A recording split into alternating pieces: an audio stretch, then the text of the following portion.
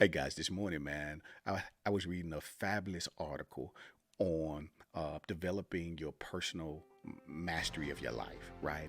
And it said that um, for you to develop mastery of your life, you must lead courageously. You lead courageously through understanding or through more awareness and authenticity about who you desire to be.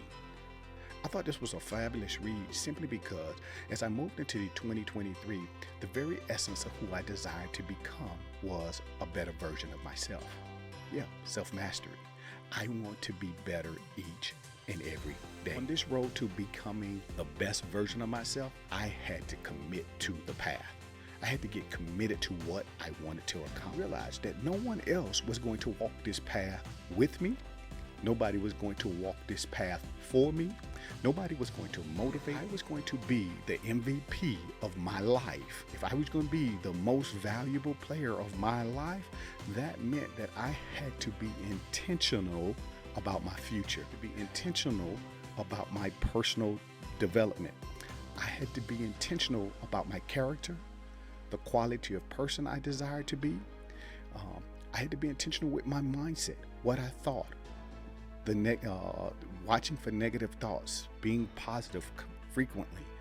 I had to be intentional about the values that I desired to exhibit. Be intentional about the principles that I desire to lead by.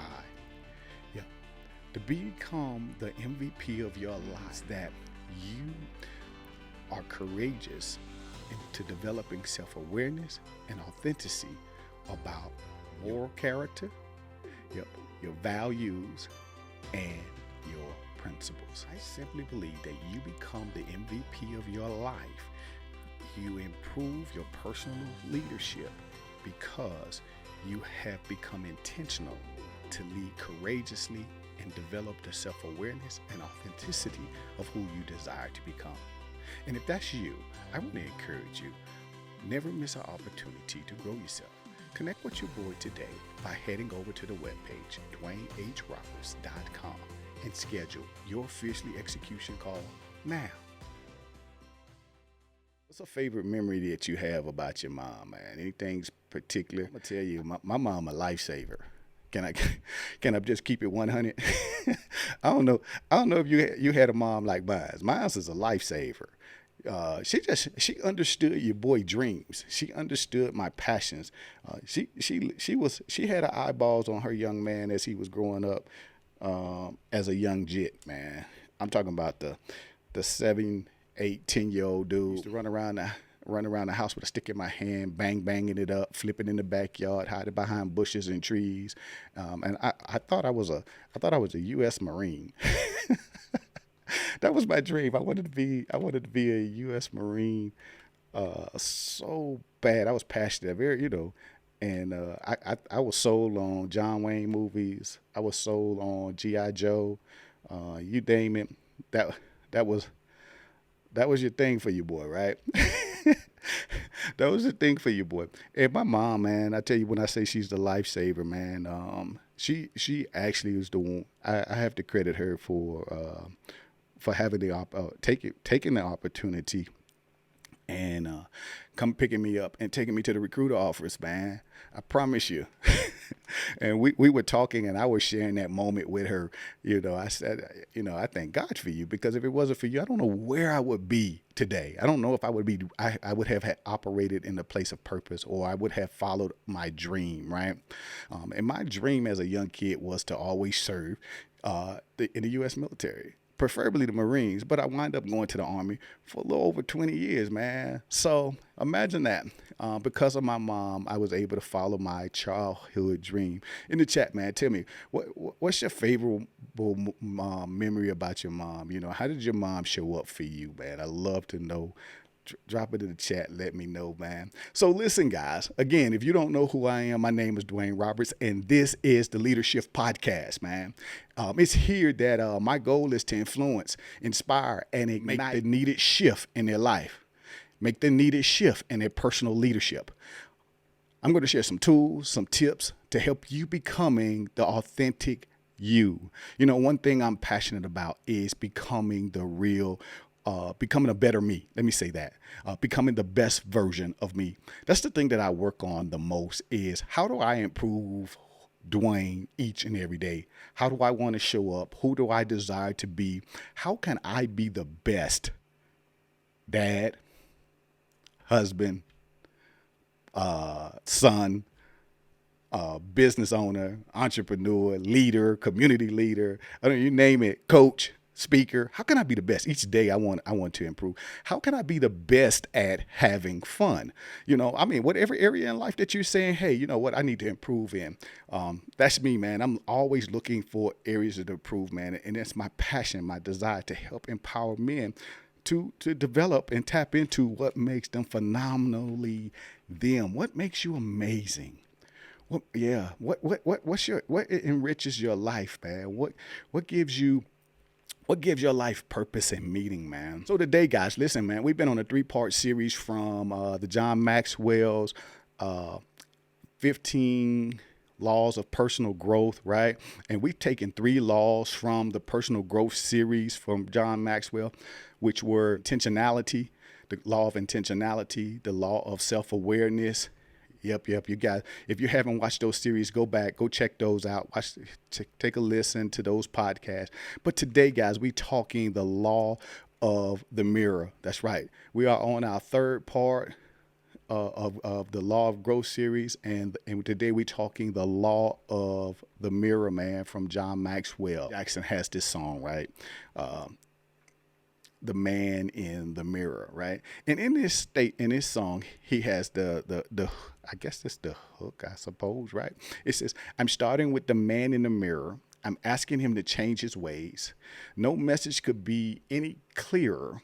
If you want to make the world a better place, then look at yourself and make the change. My question, how many of you guys, man, saying to yourself, man, I need to take a look in the mirror because there's a change that I really want to make in my life. Yeah, we're talking the law of the mirror from John Maxwell. Just made me think and ask the question: what's the area in my life that I need to get a better view on? You know, how am I showing up? How do I desire to show up in this part of my life? How do I desire to show up? Marcus Lemon says this. Marcus Lemon says, hey, listen, well, you're going to have to get comfortable being your true self, right?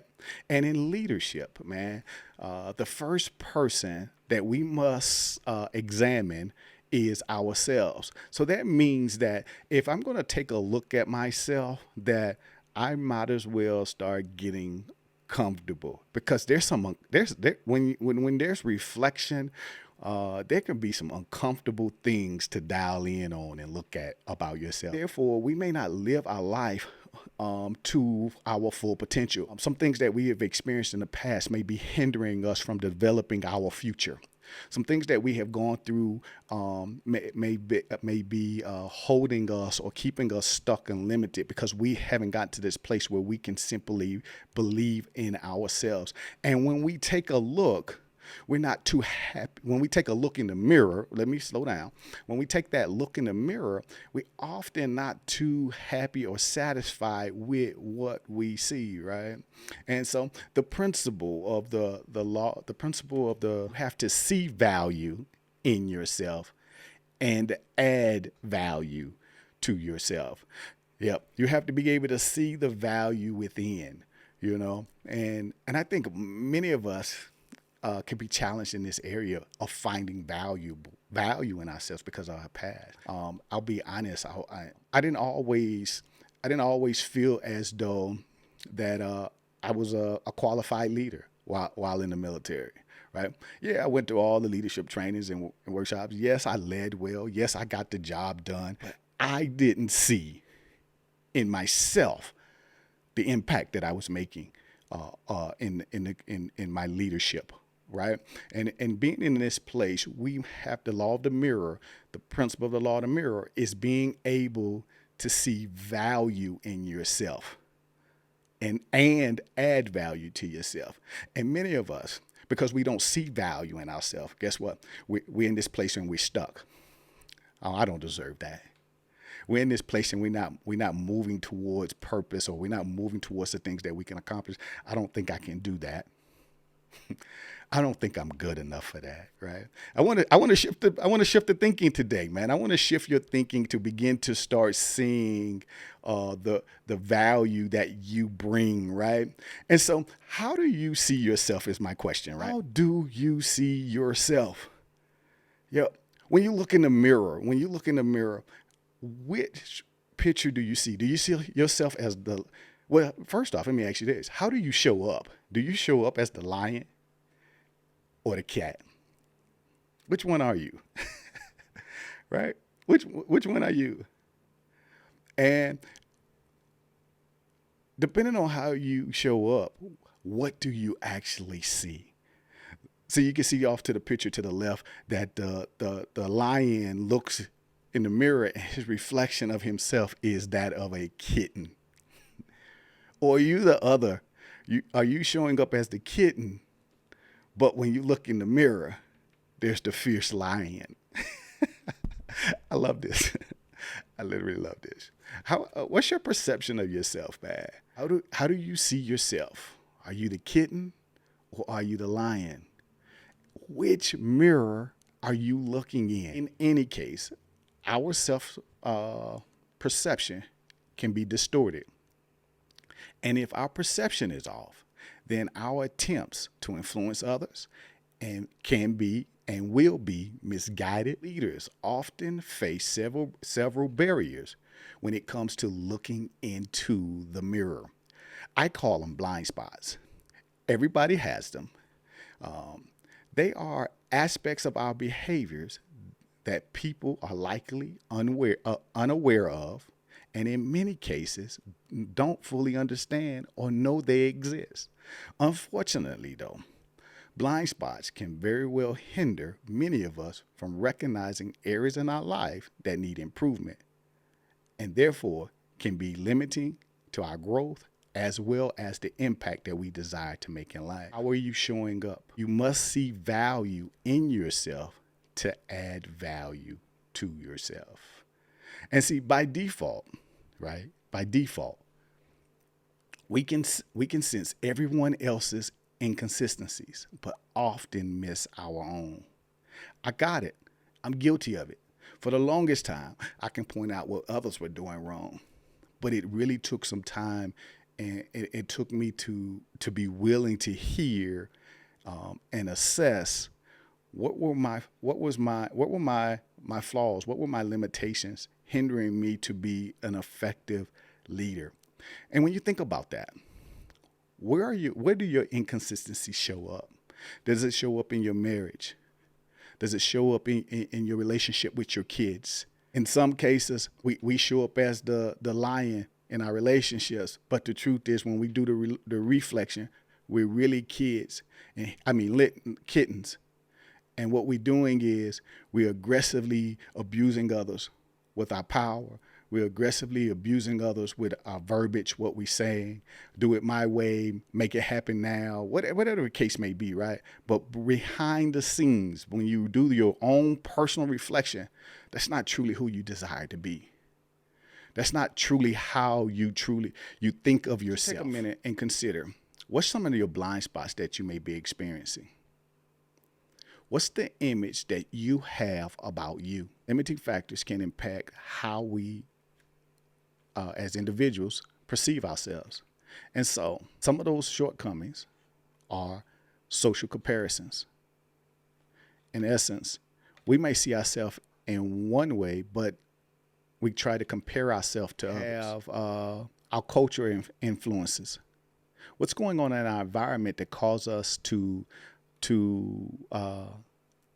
not see our true worth or value? In other cases, there could be negative feedback or lack of feedback. Nobody's really telling you the truth. They're just going along with it. And because you're not willing to hear the truth. And in other cases, there can just be this place where our own personal belief about how we show up or how we desire to be, right? If you think you're not good enough, then oftentimes, guess what? You won't be good enough. If you think you can handle the situation or you can overcome the situation or that uh, you can make that situation better, guess what? You will do it. Here's an interesting story, right? I read an article recently where a neuroscientist who studied performance and achievement in individuals went to a fourth grade class that had about 50 students in it. The neuroscience expressed to the teacher about doing a performance test, and the students determine which one would most likely be the high achievers by the end of the year that were in the class. After which, he gave her a list of names of 20 students. At the end of the year, he came back, asked the teacher, what were the results and who were the top achievers? The teacher was excited to share the results. She stated that the 20 students that were on the list were actually the top performers in the class. Now, the neuroscience asked the teacher, well, do you know how I picked these students? Excited, she responded, yeah, it was the phenomenal test that you administered and that you administered to the students. The neuroscience told the teacher, no, he had simply picked 20 names by random, 20 student names by random. And he told the teacher that it was you. It was your picture of the students. He went on to say that it was her mental picture of the students that changed. He had gave her the name of the list of the students that were the top performers. They became more valuable to her. Therefore, her vision for those students, her words that she spoke to those students, her actions and how she led and took time with those students, and her belief in those 20 students caused her to give more effort to the 20 students, which in turn caused the students to follow her support and follow her expectations for them in life. Therefore, by the end of the school year, they became the top performers. Think about that for a second. Believe about you. What do you believe that you can accomplish? When you look in the mirror and you look at the reflection of yourself, what do you believe about you? And what value will you add to yourself? See, the law of the mirror isn't just being able to look, but it's also to be able to add value to yourself. Leaders add values to themselves. How are you affirming yourself? I am successful. Yeah. I am whatever it is that you want to be in life. I can accomplish. I will do more. I believe I can have more. What's the mental picture that you are painting for yourself? What words are you telling yourself? Where do you see? What vision do you see for your life? What will you believe? Much more could our performance increase if we as leaders established a healthy self-image about ourselves. The first person we must lead is myself. Self-awareness is the ability to absorb accurately and identify our thoughts, feelings, and impulses. You know, John Maxwell says this. John Maxwell shares, no factor is more important in people's development and motivation than the value judgments they make about themselves.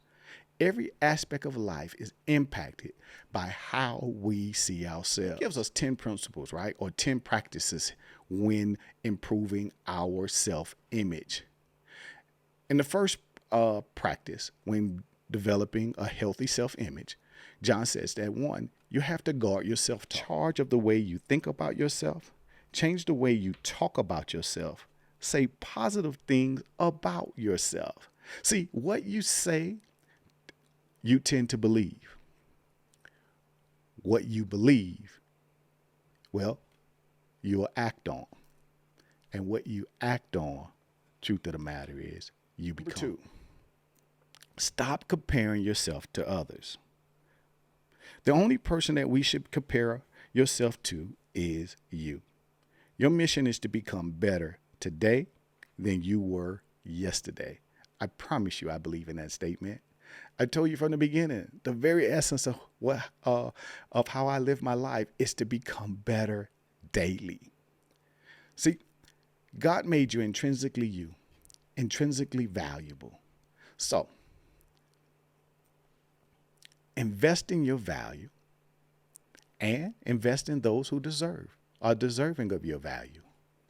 Number three, move beyond the limiting beliefs. I say the greatest limitation people experience are usually the ones they impose on themselves. Scripture says that I can do all things through Christ who strengthens me. If you believe it, then go out and do it. It says this, if that you can do all things through Christ who strengthens you. That's Philippians 4:3. I love that statement. Right? I love that. I believe that you can accomplish anything in life. I think the problem here is for many people is that we fall victim, right? We fall victim to the Eve complex. Yeah. We fall victim because in the word belief, dead smack in that word is the word lie, LIE. Now, I got it. If you don't know, I'm a wordsmith. I love breaking down words, looking for other words inside of words, right? I love breaking words into acronym meaning for me. Help me better understand them, how to better relate to them, right? And then, and this word lie, so many of us fall victim to the lie. This that Eve complex that I'm talking about, meaning that we're having conversation with the enemy versus having conversation with God. We won't get hold of what God has to say about us to us. We choose to believe the lie. And let me tell you something about choosing. God will allow you to choose or allow you to believe at the level you choose to believe. So if you choose to believe the lie, keep believing the lie. Or shift your thinking, get hold of what God has to say about you, and choose to believe the truth about you, that you're fearfully and wonderfully made, that I know the plans that I have for you to prosper you. I'm just saying that you can do all things through Christ who strengthens you. Listen, number 4, man, simply just be willing to add value to other people. I can't sum that up any simply to that. Number 5, do the right thing even when it's hard. Listen, it's being true to yourself and your values may make you feel good about yourself. Do the right thing even when it's hard. I say this, get a hold of 3 core values about who you desire to be. You know, for me, it's transparency. For me, it's honesty. For me, it's truth. Those are the 3 that's core that I practice. Don't mean that. Don't get me wrong. It's hard to be in a place oftentimes to have to be truthful. In nature, we resist. It's natural for you to resist, right? It's crazy, right? Because we're born in this corrupt world. We're born with this corrupt mindset. But those are values that I deem important to me. And so doing the right thing, even when it's hard. Nobody said that having values and upholding them was going to be easy. Number 6, listen, go ahead, practice small disciplines in specific areas of life. Discipline is a morale builder.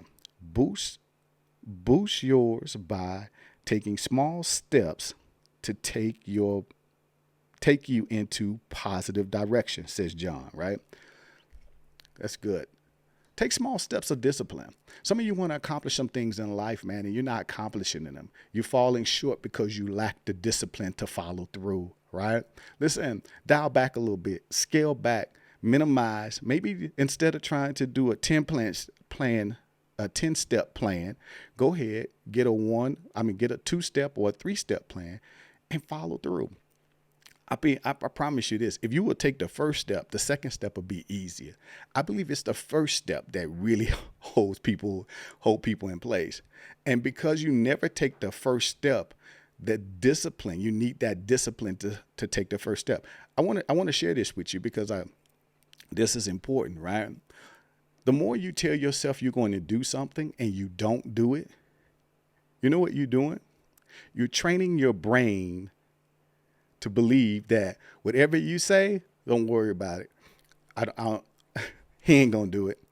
And therefore, you don't follow through. And you get comfortable with not following through. And this is a feeling, this leaves you stuck. Think about how that works in the real world.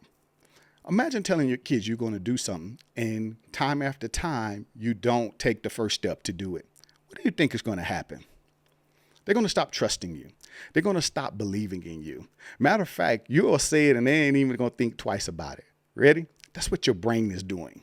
Listen, overcome that. Overcome the fear. Overcome the limiting factors in your life and make the step. Choose to make the first step. Just that simple. Where we left off.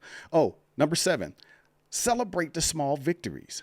Man, listen, every day there's a win in life. I got it. It don't always look great. It's not beautiful. But listen, try to find the silver lining in things. I don't always have a great day. But you know what? I'll say I did. Find the silver lining. What's the thing that did go great? What's that thing that went great? You know what went great? I woke up this morning. That's phenomenal. Guess what? What went great today? Even though it was a rough day, I'm still walking upright. I'm not sick. I'm not laying in a hospital and people think I'm on my deathbed. Jamie Foxx. I'm sorry. I just thought about that. No, man. I mean, what's the small wins? What's the small wins going on in your life? Celebrate those small wins, man. If it was you were just able to snap your fingers 2 times because you thought of a great idea. Listen, man, that's a win. Number 8, embrace the positive vision. John says this. Embrace the positive visions in your life based on what you value. Tapping into what you value inspires you to take positive action. Listen, man, what's important to you? Yeah. What's your vision for life? You know, do you even have a vision for the weekend? I started this conversation and said, hey, what plans do you have for moms? It's Mother's Day weekend. What's your vision for your mom? I mean, I'm just saying, what's your vision for your family? What's your vision for your life? Yeah. Tap into what you value and what inspires you. Number 9, practice word value strategies. Now, I got to admit, I really like this. Look, I like it so much I chuckled at it. I'm telling you, I loved it. I love taking words, man, and identifying who I desire to be, man. So, because I study behavior facilitator, I train people to better understand why they do what they do, right? And because I study that, I study my own behavior, right? And often what I do is when I think about how I want to show up in the morning, I take words that's important to me, right? Like, for example, I want to be an influencer. Yeah. Matter of fact, you see it on the screen. I desire to inspire. Those are words that are or make up who I am. Ready? Practice one word strategies. What's the word you desire to show up as? What's the value that you want to bring to the world? Yep. I want to influence. I want to inspire. I want to empower. Come on. I want you to be authentically you. I want you to get better each and every day, improving yourself. And so maybe you're challenged and saying, you know what? I don't have a wordsmith, man. Listen, I got a phenomenal tool, man. I promise I use this tool. You can get hold of the tool by going over to the web page. Matter of fact, you can get you pay for the tool, but you know what? On top of that, I'm gonna give you a free deep dive, right? I'm gonna help you break down why you do what you do, and I'm gonna help you identify and resonate with words that really speak to who you desire to be. This is the very tool I use that I use to speak into my life. I want to be the influencer. I want to be the inspirer. I want to empower. What's the word for you? And again, if you're challenged, go to the webpage, schedule fiercely execute, call with your boy. Get the tool in your hand and then coach with me. I break down and we deep dive into who you are and what makes you uniquely you. Last one from John Maxwell, and that is take ownership of your life. I like to say it like this: take ownership of your leadership. I believe leadership is in every aspect of life. If the first person you have to lead each morning is you, if you don't lead yourself well, you can't lead anybody else well. So take ownership of your leadership. Get clear on how you desire to show up in this world. Get clear on who is the man in the mirror, the reflection that you're looking at. I'm going to close this out with this. Over-limiting factors relate to self-images. They require a shift in our perspective. They require commitment to personal growth. In some cases, you might need a coach. In other cases, you might just need group support. All of which are designed to serve and enhance your personal leadership. See, practicing the law of the mirror may very well remove the limits that you have constructed in your thinking about your potential. Get removed from seeing yourself or thinking yourself as a lion, but looking in the mirror and seeing the kitten. God has made you intrinsically you. He has made you fierce. He has made you above all things. He has given you dominion and power to not just change your situation, but to impact the lives of other people. Listen, everything that you need in life is already in your hands. All you have to do is take what you have and make it better. I'm your boy D-Rob, man. It's my pleasure. I want to say thank you for taking time for rocking with your boy, for sure. Never miss an opportunity to grow yourself. Connect with your boy each and every Saturday morning for the Leadership Podcast. As you always hear me say, have an amazing day with purpose. God bless.